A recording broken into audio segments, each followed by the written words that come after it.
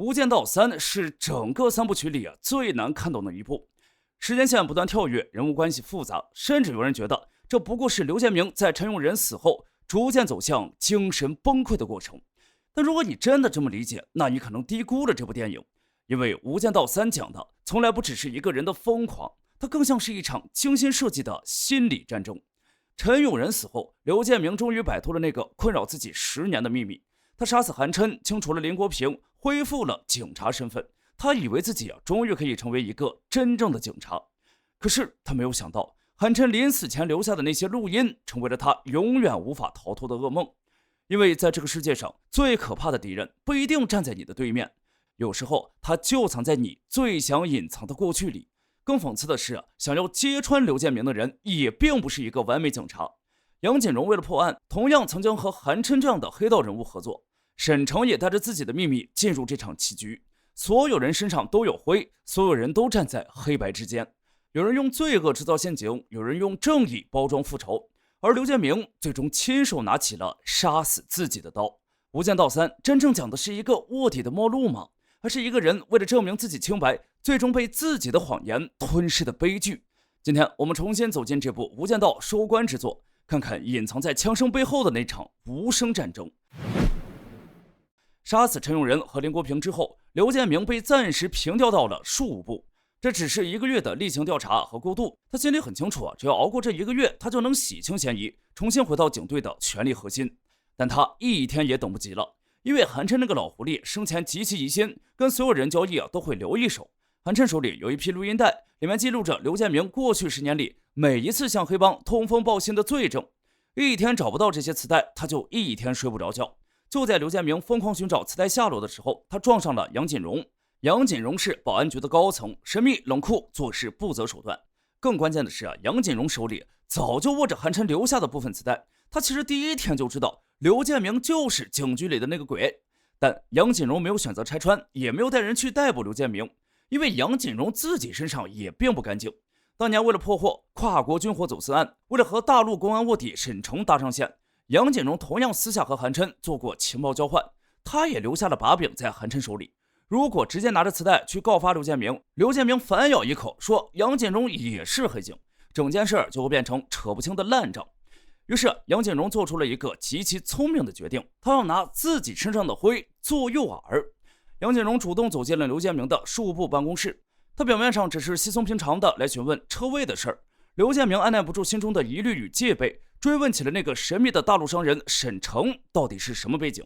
杨锦荣停下脚步，转过身看他，眼神里带着一丝冷漠与看透一切的戏谑，轻描淡写的丢下一句话：我火成要加啊嘛，你有冇調查緊我？你知㗎。这句话看似是在聊公事，但在极度心虚的刘建明听来，无异于直接亮牌的最后通牒。这句冰冷的提醒像一颗钉子，死死扎进了刘建明的神经里。杨锦荣在玩一场猫捉老鼠的游戏，他故意让刘建明觉得自己就是另一个没暴露的大黑警，他故意表现得神秘兮兮，故意在刘建明面前展现出他和韩琛、沈诚有联系的蛛丝马迹。因为杨锦荣算准了刘建明的心理，刘建明太想彻底洗白了，他太需要一个替罪羊来向高层证明自己的忠诚与价值。只要能证明杨锦荣是黑帮卧底，刘建明就能顺理成章的以正义警察的姿态击毙杨锦荣，把所有的黑锅全甩给死人，风风光光的调回权力部门。杨锦荣把诱饵抛下了，他静静的站在暗处，看着刘建明像个落水的人一样，死死咬住这个看似能救命的钩子。在杨锦荣给施加的巨大压力下，刘建明的精神状态开始急速恶化。他睡不着觉，他幻听，他甚至在梦里看到陈永仁向他要命。为了寻找解脱，同时也为了寻找陈永仁生前留下的线索，刘建明走进了李欣儿医生的诊所。李欣儿是陈永仁生前最爱的女人。陈永仁死后，他一直陷在巨大的痛苦里，但他没有放弃过寻找真相。在整理陈永仁遗留的物品、音响和心理的暗示，他逐渐拼凑出了陈永仁生前承受的巨大折磨。他更确信那个害死陈永仁的黑警依然穿着警服停留在警局里。刘建明以为心理诊所是他唯一的避风港，他躺在诊所的椅子上接受李欣儿的催眠与心理辅导。但刘建明不知道的是，他每一次躺下都是在把自己最脆弱的灵魂暴露给一个恨透了黑警的女人。在催眠的状态下，刘建明的防线彻底崩溃了，他开始说胡话，他开始模糊自己和陈永仁的界限，他甚至在无意识中说出了许多只有当年那个黑帮卧底才知道的细节。李杏儿敏锐地捕捉到了这些逻辑漏洞，他发现眼前这个满口正义的内务部高官，精神世界早就乱成了一锅粥。他一边极度厌恶自己过去的罪恶，一边又极度渴望拥有陈永仁那种纯粹的警察信仰。李杏儿敏锐地捕捉到了这些逻辑漏洞。电影虽然没有用明线去拍他们如何合作，但通过那些散落的音频线索和微妙的交汇，李杏儿的发现最终与杨锦荣、陈诚暗中调查的网扣在一起，成为了这场局中局里最关键的一环。正是从这一刻开始，刘建明的精神世界完成了最可怕的身份置换。李杏儿的诊所没有治愈刘建明，反而加速了他的毁灭。在极度的愧疚、恐惧与执念驱使下，刘建明的大脑开启了一场疯狂的自我逃避。他开始在潜意识里把自己幻想成了陈永仁。他看着镜子里的自己，觉得自己就是那个坚守信仰、抓捕黑警的英雄。而远在保安局的杨锦荣则变成了当年那个逼死自己的黑帮坏人。他决定像当年陈永仁抓韩琛一样，亲手去抓捕杨锦荣。他以为自己正在走向光明，殊不知他正在一步步走进别人为他量身定做好的刑场。刘建明彻底疯狂了，他派人全天候监控杨锦荣。他在杨锦荣的办公室里偷装监听设备，他甚至趁着杨锦荣不备，悄悄潜入了保安局杨锦荣的办公室。在办公室的墙角，刘建明找到了那个保险柜，他靠着监听偷听到的密码，颤抖着打开了柜门。在保险柜的最深处放着一盒录音带。那一刻，刘建明的眼睛里冒出了狂热的光芒。他以为自己终于拿到了杨锦荣与韩琛勾结的铁证。他以为只要把这盒磁带公开，自己就能当场击毙黑警杨锦荣，成为全港警队最大的英雄。然而，这世上最可怕的陷阱，往往都包裹着你最想要的东西。刘建明不知道，这个保险柜的密码是杨锦荣故意让他听到的，那个潜入办公室的机会是杨锦荣故意留给他的，而真正埋下终极杀招的人是沈诚。沈诚表面上是一个来自内地的神秘商人，他和韩琛合作走私军火，手里握着巨大的资源。但实际上，这个看似危险的黑道人物，真正身份却是大陆公安安插在黑道中的卧底。而韩琛这个老狐狸同样没有完全相信沈诚，他怀疑沈诚背后另有身份，所以故意设计了一场试探。韩琛没有亲自出现交易现场，而是派陈永仁代表自己去接收军火。更狠的是，韩琛故意不给钱。他的目的很简单，如果沈诚只是普通黑商，他一定会因为愤怒而杀了陈永仁；如果沈诚真的是卧底，这场冲突也会暴露他的真实身份。韩琛坐在幕后，等待着双方互相撕咬，而陈永仁也在不知情的情况下走进了韩琛为所有人准备好的陷阱。直到真正的生死关头，沈诚才发现一个惊人的事实：眼前这个看似凶狠的黑帮打手，竟然也是一个警察卧底。陈永仁不是韩琛的人，他和自己一样，都只是潜伏在黑暗里的棋子。杨锦荣也赶到了现场，三个原本互相敌视的人，三个身份隐藏最深的人，终于第一次摘下面具。他们发现沈诚是卧底，陈永仁是卧底，杨锦荣同样站在调查黑帮的一方。在这个充满欺骗和背叛的世界里，三个一直隐藏身份的人反而成为了最了解彼此痛苦的人。陈永仁死后，沈诚来到了香港，他和杨锦荣站在一起，只有一个目的，为陈永仁讨回公道。在刘建明潜入办公室之前，沈诚和杨锦荣就已经把保险柜里的磁带给换了。他们拿走了杨锦荣的录音，放进去的是沈诚手里掌握的刘建明当年向韩琛通风报信，害死黄景思的原始音频。这就是杨锦荣和沈诚最狠毒的地方。他们没有选择用枪指着刘建明的头，他们也没有选择私下里去审问刘建明，他们让刘建明更加疯魔。他们算准了刘建明基于立功洗白的癫狂心态，他们知道刘建明拿到磁带后绝对不会偷偷销毁，而是会选择在人最多的地方以最轰动的方式公开。刘建明以为自己偷到了斩杀敌人的宝剑，他紧紧把那盒磁带抱在怀里，却不知道自己正亲手把绞绳套在了自己的脖子上。2003年的那个下午，警局大楼的气氛凝固到了极点。刘建明带着内务部的大批警员，气势汹汹地冲下了楼，将保安局大堂堵得水泄不通。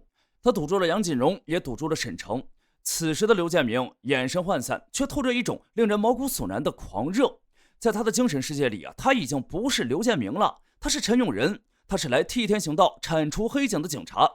他举着手枪指着杨锦荣的头，大声宣布要逮捕这个黑帮派来的内奸。杨锦荣站在大堂中央，神色镇定的让人害怕。沈诚站在一旁，冷眼看着这场闹剧。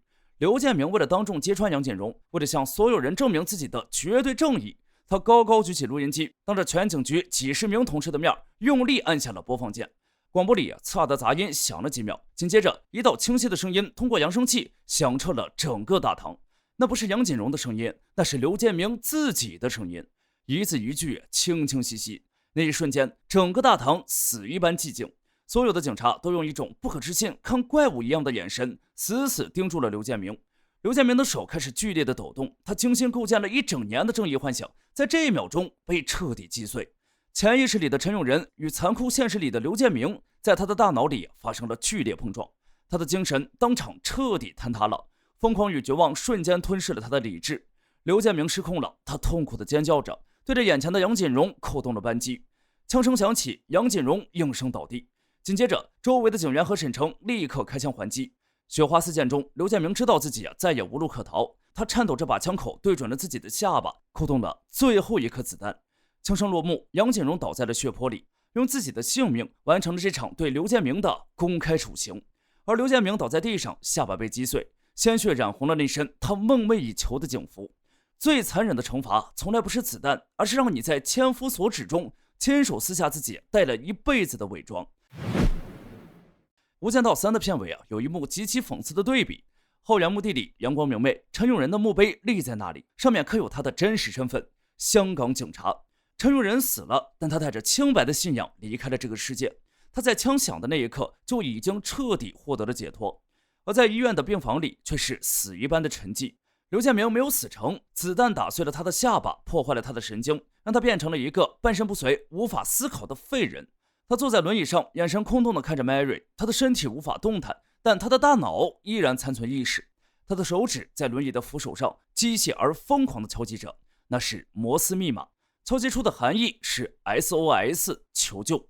佛经里说，受身无间者永不死，受偿乃无间地狱中之大劫。无间道1里，刘建明说我想做个好人。无间道3里，杨锦荣、沈成和李星儿用这场精心设计的反间计给了他最残酷的答案。他们没有杀他，他们让他活着，让他带着彻底破灭的幻想，带着永无止境的愧疚与恐惧，永远困在自己那具无法动弹的肉体里。活着成了刘建明最大的刑罚。